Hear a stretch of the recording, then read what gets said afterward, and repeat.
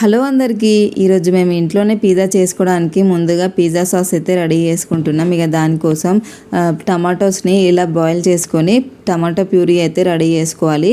Puree ready అయ్యాక ఒక pan అయితే తీసుకొని దాంట్లో వెల్లుల్లి వేసుకోవాలి. అవి ఫ్రై అయ్యాక ఆనియన్స్ కూడా బ్రౌన్ కలర్ వచ్చే వరకు ఫ్రై చేసుకొని అవి ఫ్రై అయ్యాక టమాటో ప్యూరీ వేసుకోవాలి. టమాటో ప్యూరీ ఒక 5 minutes బాయిల్ అయ్యాక అందులో చిల్లీ పౌడర్, సాల్ట్, ఆరిగానో ఇంకా చిల్లీ ఫ్లేక్స్ కూడా వేసుకొని కొద్దిసేపు బాయిల్ చేసుకోవాలి. కొద్దిసేపు బాయిల్ అయ్యాక షుగర్ ఇంకా తులసి ఆకులు ఒక 5-6 వేసుకొని మళ్ళీ బాయిల్ చేసుకోవాలి. ఒక 5 minutes తర్వాత మూత తీసి అందులో టమాటా కచప్ ఇంకా బటర్ వేసుకోవాలి. వేసుకున్నాక మూత పెట్టేసి ఒక 5 నిమిషాలు బాయిల్ చేసుకుంటే నూనె మొత్తం పైకి తేలుతుంది. ఇక పిజ్జా సాస్ రెడీ అయిపోయినట్టే. ఇక నెక్స్ట్ వీడియోలో పిజ్జా ఎలా చేసుకోవాలో చూసేద్దాం.